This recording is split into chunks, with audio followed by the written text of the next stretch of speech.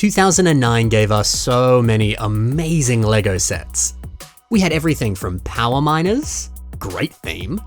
We had some lovely Star Wars sets and much, much more. But what were the best LEGO sets from 2009? Come with me and let's count them down together. In the number 5 spot, kicking off this list, we have a set from the awesome theme Space Police. 5972 Space Truck Getaway. I mean, we have a sick looking vehicle with a random box of cargo on the back. Nothing out of the ordinary, nothing to worry about. There's no reason to suspect that this is anything other than a random space truck. Oh wait, the box on the back opens up to reveal a hidden laser gun, which is now a weapon on this truck. This criminal is secretly up to no good in your neighborhood. I mean, that's just the story I played out as a kid, but this could just as easily be a stolen cargo box, and they're trying to smuggle this laser gun. Both stories are packed full of fun. And just look at the ship. All of these stickers, the graffiti, the scratches, the dents, the weathering. Dang, dude. This ship has personality. And also, the Space Police dude that's screaming for his life, just simply holding on to this chain, that's hilarious. LEGO really liked that screaming face in this sort of rough time period of LEGO sets. And I tell you what, as a kid, I loved every inclusion of that face. It's so funny. And you gotta love an underdog. This one lone dude fighting this entire ship. He seems a little out of his league, but maybe he can defeat the criminal. This is just such a well-designed toy. Great play features, such a unique visual look, and some great characters. It's so good. Number 4. We're going to a LEGO theme that is very popular. But I don't know, I think a lot of people kind of sleep on this theme. It's a LEGO City set. It's 7633 construction site. Yeah, LEGO City is awesome. But I mean, hey, there's so many new city sets every single year, and sometimes they get a little bit repetitive. And because of that, yeah, it's kind of easy to just dismiss a LEGO City set. You're probably gonna get the same thing in 5 years anyway. Yeah, especially when there's cooler themes like Star Wars or power miners to focus on. Why focus on this? But dude, this set slaps. 2 construction vehicles, an elevator, and by the way, a very well-designed elevator. And you get a nice green truck and a building for them to actually build. Because that's the thing, we've had a lot of LEGO City construction sets, but not a lot where you actually build something. Okay, well, obviously you build the set. I'm saying that within the set, the construction vehicles are making something. A lot of older construction sets just give you the vehicle. Yeah, maybe you get like a steel girder or something, but that's kind of it. You can't actually build anything with it. Well, you can, but you have to make that yourself. But this set, you actually get something. And what an awesome play experience. You're a kid, you've got your own little LEGO City at home. You buy this set and you have a whole day's worth of play right here. You make the set, and you get all the construction vehicles together, you build up this house, and now it feels like a more personalized experience. You didn't just place this set in your city, you made it. And you made it twice, because you had to build it before, and then you're building it again. Interesting. Still, a construction set that involves actual construction. It's wild how little we see that. Even modern LEGO City construction sets don't really give you anything to build or construct. You get a few accessories and that's nice, but that's it. I will marvel at any LEGO set that is packed full of stuff. You get so many goodies here, and one of the best play experiences ever. And I know, because I played with this as a kid a lot. It's wild that concepts like this aren't more common in LEGO sets. In the number 3 spot, let's talk about a real good one. It's 8962. Does anyone know what that number is just by hearing the number? I have no idea. It's Crystal King. Now, I want to preface this first by saying that pretty much every Power Miners set this year was extraordinary. There's so many legendary sets in this legendary theme. But one that stands out from the rest is my boy, Crystal King. One of the best things to come out of Power Miners are the rock monsters. The only other rock monsters we saw before were the ones in Rock Raiders, and they were great. It's hard to think that you could improve upon them, and, well, they did. Now there was like a collectability to them.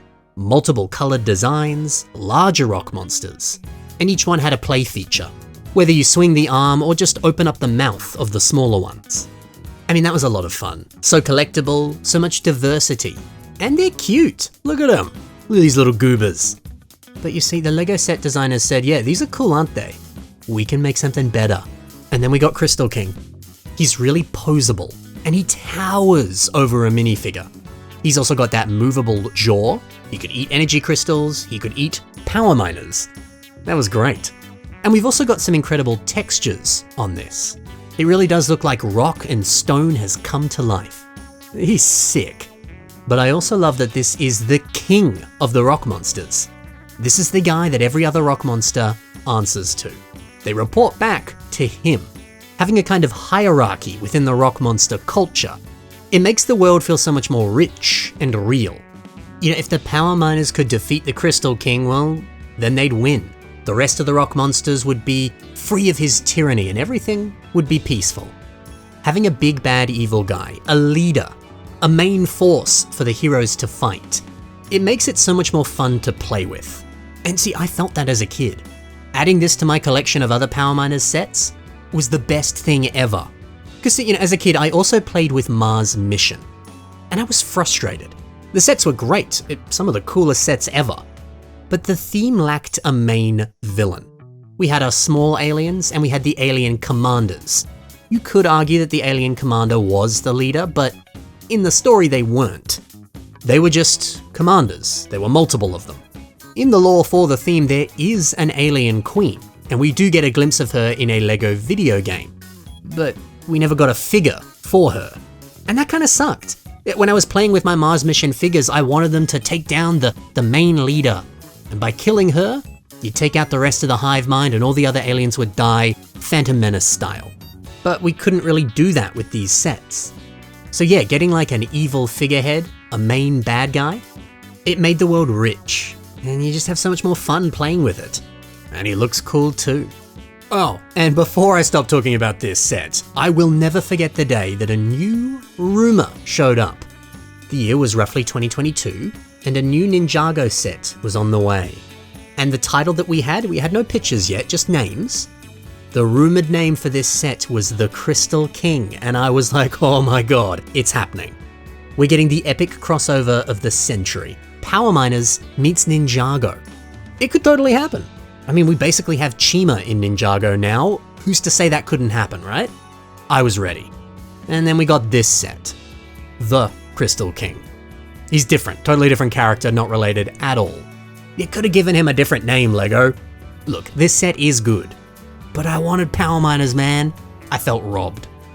Number 2 now, and this is a legendary set. It's a holy grail for many people. It's 10195 Republic Dropship with ATOT, the all-terrain open transport. I mean, this was an expensive set back in the day, and it's even more expensive in 2025. You want a sealed copy of this set? Well, that is a minimum $2,000, maybe even $3,000, sometimes closer to $4,000. It's not cheap. But come on, how cool is this? You load up your gunship, and you pick up the ATOT. Yes, it links onto it and you can fly it around. You can do a quick getaway from the battlefield or deploy the ATOT into battle. And on top of that, you get like a small army of minifigures. 8 clone troopers, 2 of which I believe are pilots. That's great. Both vehicles are big, they're well designed. This really is the ultimate Lego set. A good play feature, a good look, ton of minifigures. That's everything I want, man. It was a dream come true to get this on my birthday.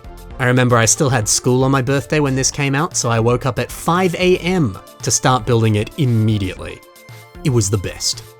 Okay, before we do that number 1 spot, I want to touch upon a few honorable mentions. The first honorable mention is 7097 Trolls Mountain Fortress. Fantasy Era Castle. The best castle sets ever. I never got this set and I still want it today. But what I love about this is, so many castle sets. They're good guy castles. And they're all the same. They're grey, they're towers, they're walls, they're keeps. most castle sets have a very specific look to them. But see, this set breaks the mold. We're not getting a good guy castle, we're getting the bad guy castle.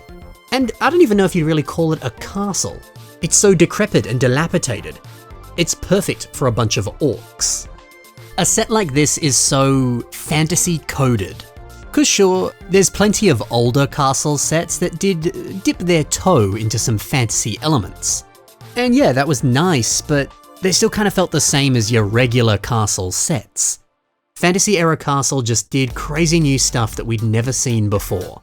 Oh, and I cannot forget, the minifigures in this set, sweet baby Jesus, these are great. We get a king for the trolls with his gorgeous rusted crown, and the troll witch. That is a good minifigure. The only issue is this is the age of brittle brown. I have that witch, and her torso snapped, and it was the worst day of my life. Honorable mention number 2 is 7747 Wind Turbine Transport. Again, it's great to see a city set that lets you actually build what you're building, which seems like an oxymoron, but you know what I mean. But see, I love this set as a kid because it reminded me of a set that I was unable to get. The year before, in 2008, this set released its 4999 Wind Turbine, and this was dope. You could power up the windmill so that it actually spun, and as it did that, the lights would turn on in the house below, illustrating that yes, this converts the wind into power. That's awesome! I wanted this so bad as a kid. But, if I'm not mistaken, this was an exclusive set for employees of the company Vestas. Vestas, I believe, is a Danish company that actually makes the wind turbines that you see across Europe. So despite really wanting this as a kid, I thought, well, I'm never gonna get it. But then this set came out, and I was like, hey, you know, it's not the same, it lacks the power functions, but it's close enough. So I had it, I put it in my LEGO City, and it was a great time. Although, a retail version of that Vestas windmill would release 10 years later in 2018. I never actually got this one, unfortunately. I don't know why, I still want that set. I need to pick it up. The third honorable mention is another Star Wars set, because of course it is. It's 8038, The Battle of Endor. I do love a good Star Wars ship or vehicle, but my real favorite Star Wars sets are the bases and the play sets. I love a good, location, and we see so few of those types of sets. But this Endor bunker, it was legendary. What an exceptional lineup of minifigures. And you also get probably the best ATST that they ever made. The base also has a really nice looking interior, and there's even a play feature where you can blow up the base, just like the movie. This set had it all.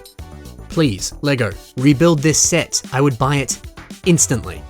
For the fourth honorable mention, I have to give some love to LEGO Agents. This is the awesome mech suit for Dr. Inferno. Ah man, this is great. I do love that trans-clear dome on the top of the head. And a good mech suit is fantastic, especially one like this that's so cartoon-like. This looks like the kind of thing you would see in some sort of B-movie from, I don't know, the 50s or something. It's silly, it's dumb, I love it. But what I really liked is the fact that this came with a bunch of random minifigures. Just normal townspeople that are running away in fear. It's so rare, surprisingly, to see an in-house LEGO IP, like Agents, that has random civilians in it. Typically with these themes, it's so focused on its own world that you don't see real-world stuff.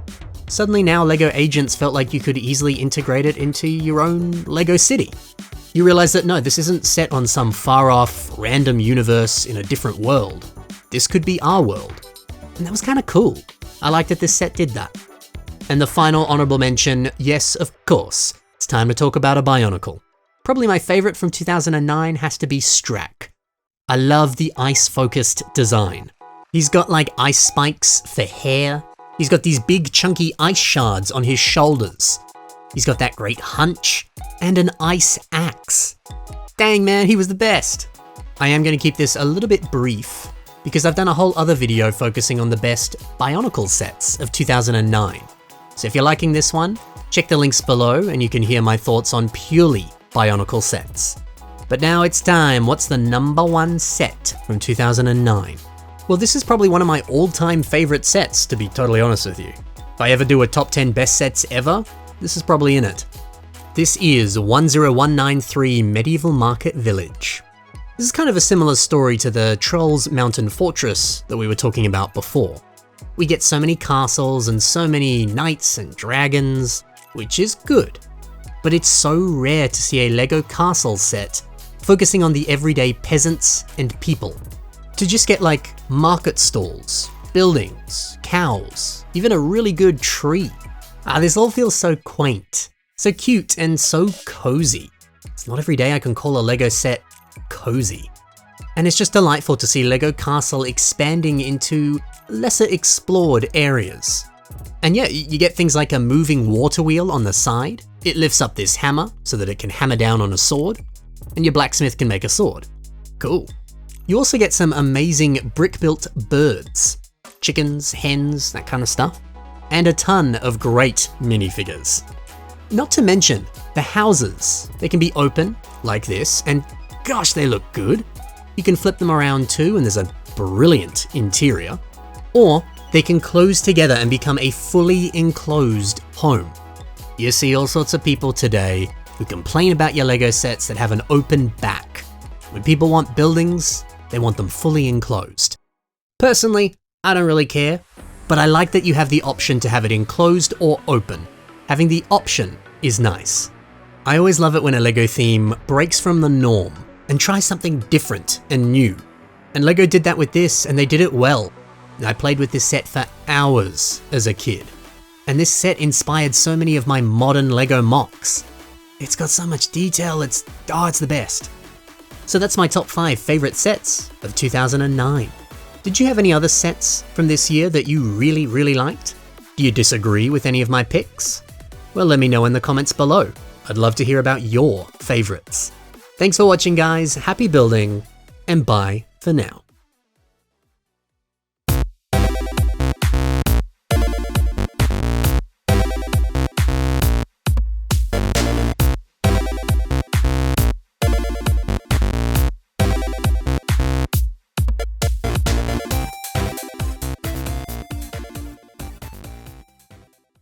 And that how now reddish brown cow that comes in Medieval Market Village, it's like 20 bucks.